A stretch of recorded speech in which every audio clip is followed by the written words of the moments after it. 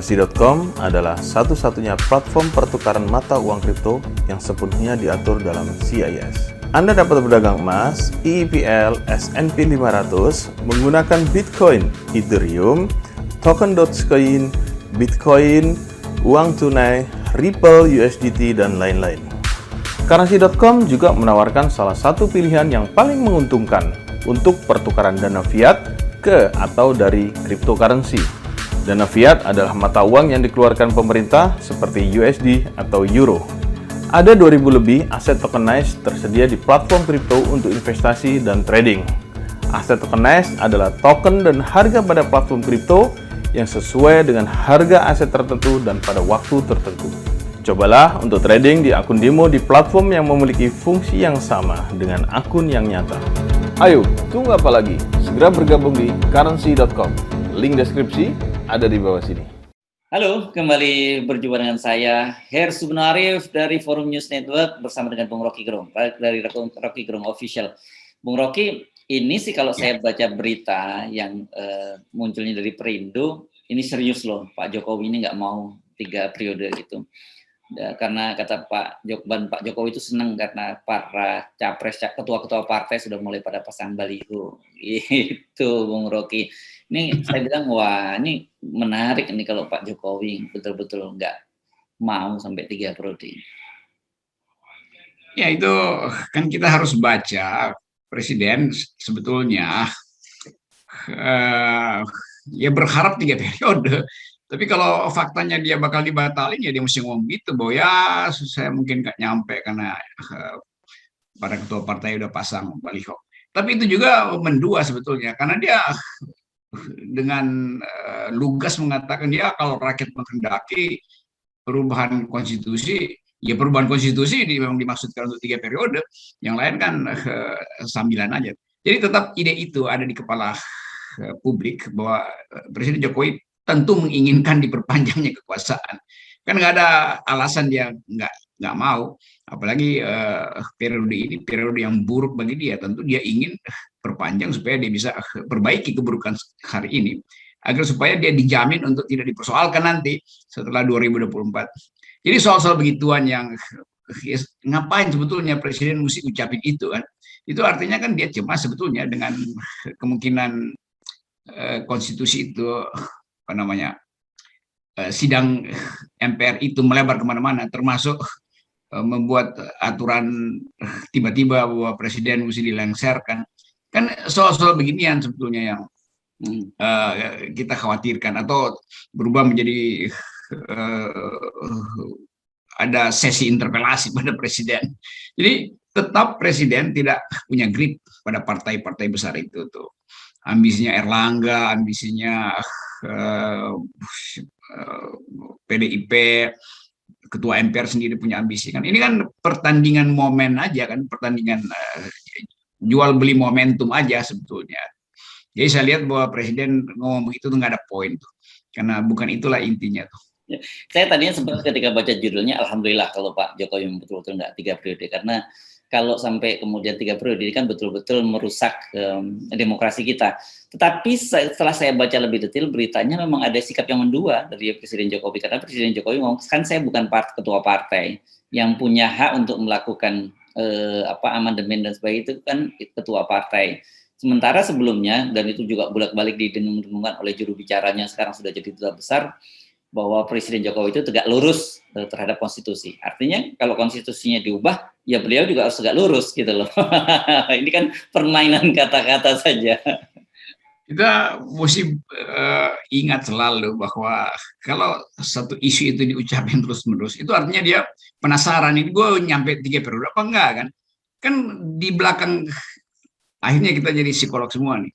Di belakang kepala presiden, secara psikologis, dia berharap dia bisa terus. Tapi dia juga ragu bahwa di tengah jalan dia bakal ditinggalkan. Jadi kecemasan itu yang menyebabkan dia mendua tuh. Karena itu dia curhat supaya diingat bahwa ide 3 periode itu belum final loh. Nasdem juga bilang begitu kan. Tapi jadi sebetulnya dia cuma sendiri tuh, dia baru panggil partai-partai termasuk partai-partai picisan itu, partai recehan PSI. Dan tiba-tiba Nasdem melalui Taufik Basari mengatakan bahwa itu belum final tuh ide 3 periode itu, karena itu hak rakyat. Bahkan terkesan Nasdem ingin referendum aja tuh kalau mau rubah konstitusi kan. Jadi bayangkan 2 hari setelah keluar dari pertemuan dengan presiden, Nasdem berubah pikiran. Jadi memang presiden dibikin cemas aja tuh, dimain-mainin aja sebetulnya. Karena itu dia undang lagi orang supaya dia bisa terangkan soal 3 periode itu. Kan itu subconscious dia kan. Alam bawah sadar dia terucap bahwa oh ya saya sih tidak ingin 3 periode. Itu sebenarnya harus dibaca secara terbalik. Soal-soal begituan mudah sekali dibaca di dalam ilmu psikologi itu. Ya. Kan seharusnya persoalan ini nggak perlu dibicarakan karena kan aturan undang-undang konstitusi kita mengatur hanya 2 periode. Kenapa mesti dibicarakan? Kan gitu ya kan. Harusnya tidak ada pembicaraan. Kenapa ada pembicaraan? Ya karena ada keinginan kan. Justru itu yang menyebabkan si presiden berharap dia diusung secara sempurna 3 periode. Tapi beberapa info yang saya tahu juga memberi sinyal bahwa ya kita mau sedikit tipu nih presiden. Kira-kira begitu kan? Pasti bocor juga ke presiden kan? Isu beginian kan? Nah, gue aja tahu gimana presiden nggak tahu tuh kan? Jadi dia merasa wah ini gue mau diakalin. Jadi betul tadi Hersu. Ya dia nggak usah ngomong aja kan, bilang aja itu memang nggak bisa itu karena konstitusi bilang memang cuma 2 kalau mau pakai referendum. Jadi dia sebetulnya nggak ngerti current affair-nya itu bagaimana soal 3 periode ini. Nah, pada saat dia tidak mengerti, beliau tidak mengerti, ketua-ketua partai ini lakukan manuver kiri kanan, pasang dulu baliho segala macam. Kan kalau ada disiplin tentang 3 periode, ngapain pasang baliho? Kan itu intinya kan. Dengan kata lain, presiden mau menyindir. Katanya kalian bilang 3 periode buat saya, kok kalian pasang baliho sekarang. Kira-kira begitu gampangnya. Saya kira presiden juga dalam posisi yang gitu ya, yang mixed feeling gitu, melihat para partai dan dia tahu bahwa orang-orang ini bukan loyal kepada dia, tapi loyal kepada kepentingan gitu. Karena sekarang ini yang menjadi presiden Pak Jokowi. Jadi one day ketika tiba-tiba situasi presiden menjadi lemah dan kemudian atau tidak punya kedudukan lagi juga bisa ditelikung gitu dalam situasi semacam ini. Sejarah kita mengajarkan begitu ya. Yang dulu Pak Harto kurang apa ya kuatnya ya. Para menteri juga ngomong begitu, milih MPR juga milih presiden aklamasi. Tiba-tiba bisa ditelikung. Saya kira Pak Jokowi juga paham itu.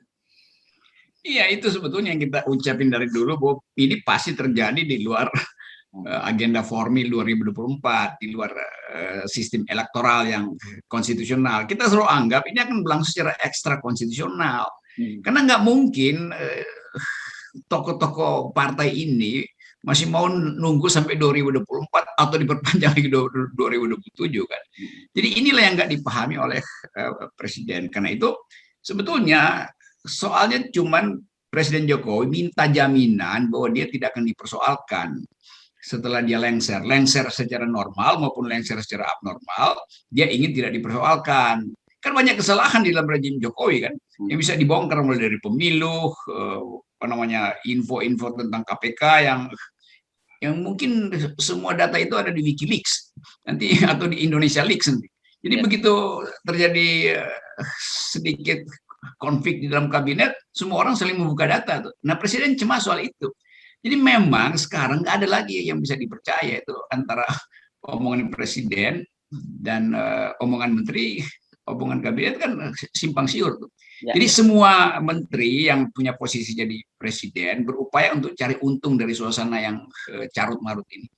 Dengan kata lain, orang-orang seperti Erick Thohir aja juga berpikir begitu, Pak Prabowo segala macam itu memancing di air keruh aja kan.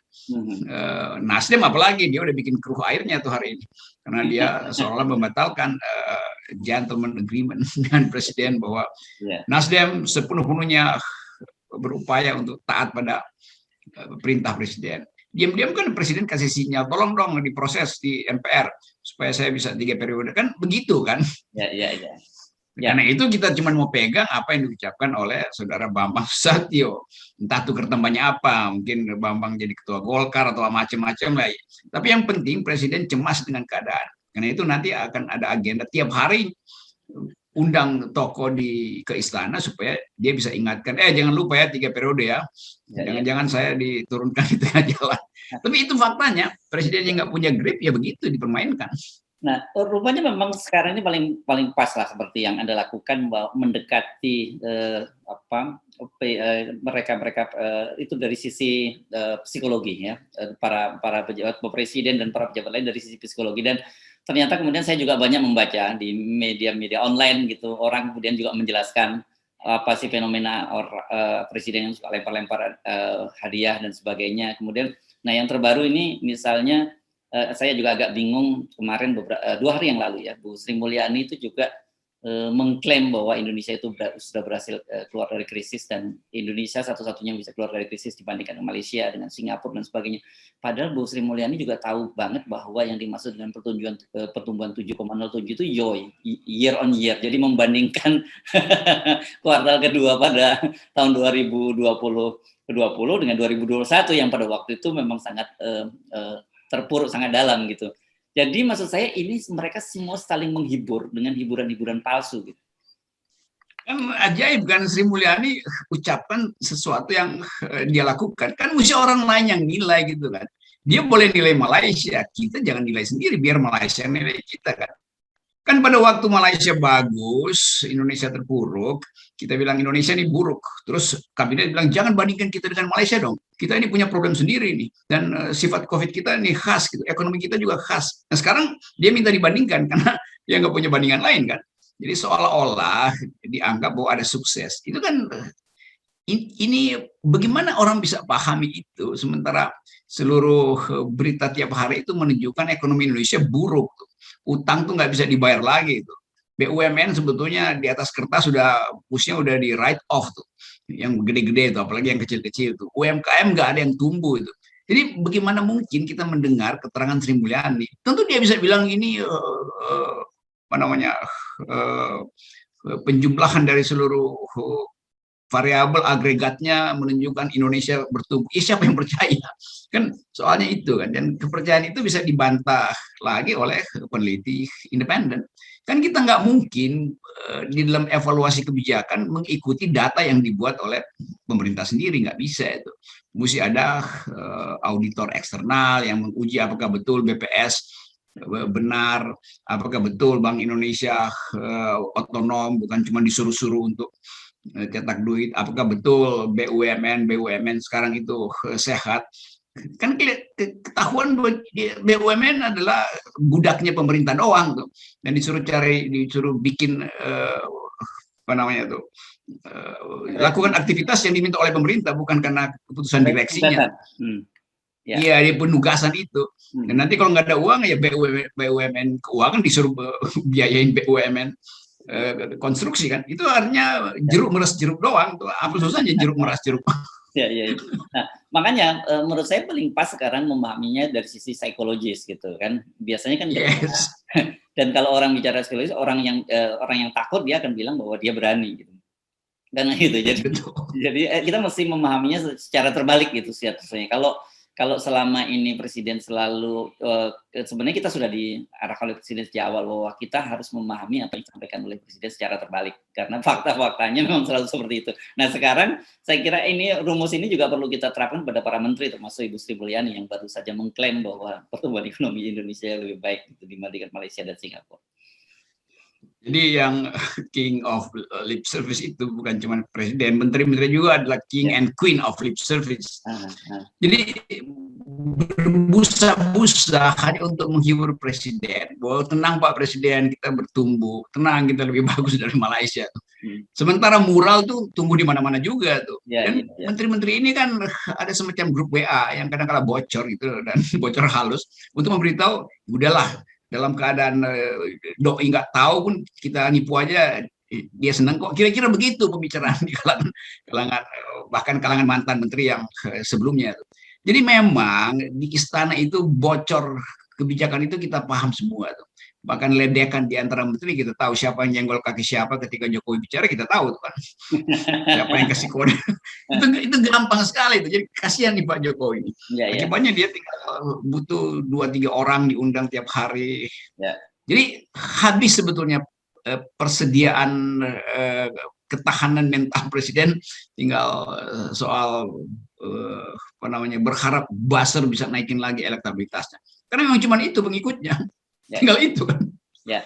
Nah, saya kira kita penting kalau gitu dalam situasi ini mengingatkan Pak Jokowi. Pak Jokowi hati-hati loh, kalau para ketua-ketua partai muji-muji Anda, itu pasti ada sesuatu di belakangnya. Kalau kemudian menteri Anda ngomong yang baik-baik, itu juga pasti ada sesuatu di belakangnya. Waspadalah gitu. Udah bertahun-tahun kita sebutin itu, jangan percaya kabinet. Kabinet yang dia pimpin itu nada politisnya itu jauh lebih tinggi daripada nada pengabdian. Kan kita tahu kan, ini kan partai-partai yang nggak ada ideologinya sebetulnya tuh. Betul. Coba sebutin satu partai yang sekarang di kabinet yang ada ideologinya, nggak ada. Ini partai-partai pragmatis semua. Bagaimana berharap dari mereka saling nyodok, saling ngincer kontrak dengan BUMN. Nah, karena itu dieluk-elukan aja si presiden supaya dapat lagi kontraknya kan. Jadi kedunguan yang disembunyikan itu akhirnya terbaca melalui bahasa tubuh yang cemas, kira-kira begitu rumusnya. Nah, kalau Pak Jokowi paham, saya kira mungkin kita bisa ucapkan enjoy this game gitu. Ya mau apa lagi, cuman udah habis, sudah selesai. Statistik udah selesai, proyeksi semuanya buruk, jadi ya udah mau ngapain lagi coba. Kita pun nggak tahu mau kasih info apa lagi. Semua info mak itu tahu semua info tentang keburukan kabinet, keburukan ekonomi. Udah selesai seluruh hitungan itu tuh. Tinggal ya mahasiswa yang benar, tinggal tunggu end game. Karena itu mahasiswa tiap hari tuh ajak saya webinar untuk bicara tentang end game. Dia nggak perlu lagi bicara pokoknya end game gitu. Jadi itu dalilnya tuh. Pers juga begitulah, kita tahu seluruh pers nasional menganggap ya udahlah ini udah lame duck gitu, udah bebek yang udah lumpuh gitu. Tinggal tunggu siapa yang secara tega berhenti dari kementerian. Jangan-jangan Sri Mulyani yang pertama kali bakal mundur. Saya juga curiga seperti itu, karena saya kira dia yang paling paham bagaimana, apakah kas itu kosong, apakah kas itu setengah kosong atau kosong sama sekali, kan beliau yang paling tahu kan. Keadaan kita sekarang itu kayak orang nunggu film baru, ternyata episode terbalik itu. Jadi orang akhirnya anggap ya udah, kita nggak perlu lagi nunggu episode berikutnya karena ceritanya udah berubah itu.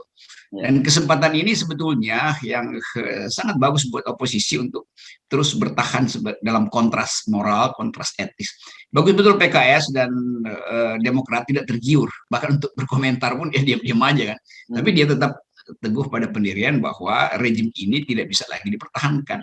Kan itu sebetulnya jadi kejujuran dari PKS dan Demokrat itu yang seharusnya dimengerti atau didengar presiden kan.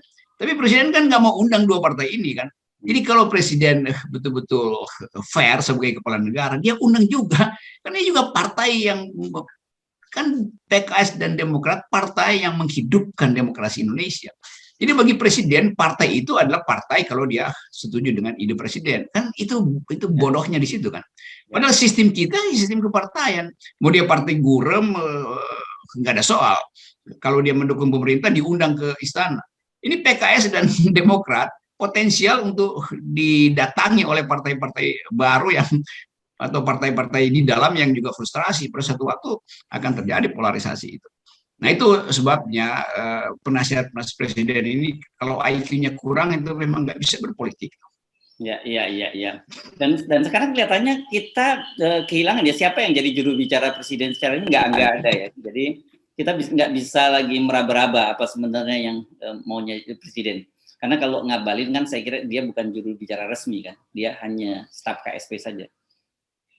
Ya itu nama-nama itu udah hilang, itu kan pertanda bahwa udah nggak ada lagi orang yang sebetulnya bermutu di istana kan. Saudara siapa, Fazlur Rahman, Ruhut, Ngabalin segala macam, kan nggak ada yang peduli itu. Dan mereka berupaya untuk mewakili presiden lagi, tapi dia juga nggak pernah dipanggil presiden kan. Ini orang-orang ini kan cuma ngaku aja habis ketemu presiden. Padahal kalau dia habis ketemu tuh ya ada berita yang fresh. Justru Perindo yang recehan juga yang dipanggil presiden, PSI yang picisan juga dipanggil presiden. Kan mesti tersinggung nih tokoh-tokoh ini kan. Saya mewakili istana. Siapa tuh? Ya 3 itu lah yang biasanya Ruhut, Fajrul Rahman, Ngabalin segala macam. Ya. Ada yang baru yang junior itu siapa namanya yang dari PAN itu tuh. Valdo. Valdo. Iya tapi dia nggak anak kecil doang itu karena bikin kalimat yang bermutu aja nggak bisa. Dia mesti coba-coba raba-raba kira-kira diomelin nggak gue nih sama Pak Pratikno atau kalau ngomong yang rada-rada bego gitu. Jadi sebetulnya kita nggak enak mau mengucapkan bahwa orang anggap istana itu udah bego gitu gampangnya tuh. Kalau saya pakai istilah dungu kan nanti itu khas saya. Kalau bego itu semua orang ucapin itu. Memang begitu yang dipertontonkan. Jadi mau diapain lagi itulah. Oke, kita sudah menjalankan kewajiban mengingatkan pada Jokowi, tergantung Pak Jokowi masih mau dengar orang-orang di seputar yang jelas punya kepentingan agenda-agenda terselubung atau mendengar suara oposisi. Saya kira bukan oposisi, suara media. Yes. Ya, suara media paling nggak dia dengar tuh kan. Tapi dia udah dikunci di dalam ruang yang cuma ada satu pintu itu dan dia nggak punya pintu darurat. Itu bahayanya tuh presiden dikunci di dalam ruang yang mewah tapi cuma satu pintu. Jadi kesempatan untuk mendengarkan orang lain mengetuk pintunya tuh nggak ada. Sebab yang ngetuk pintu cuma dari pintu yang dia inginkan dibuka itu kan. Pintu-pintu yang lain karena memang nggak ada pintu, jadi nggak ada lagi orang yang mau bertamu untuk memberi semacam nasihat yang jujur. Nggak ada nasihat jujur pada presiden. Sebuah penasihat di situ tukang tipu tuh. Oke, terima kasih. Ya. Bung Rocky. Ya. Bye.